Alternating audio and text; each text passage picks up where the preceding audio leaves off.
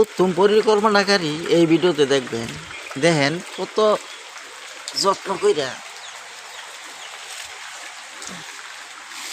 এই বিড়াল বাচ্চাগুনা পালছিলাম। এই দেখেন বিড়ালের বাচ্চাগুনা মারা গেছে, দুইটি বিড়ালের বাচ্চা।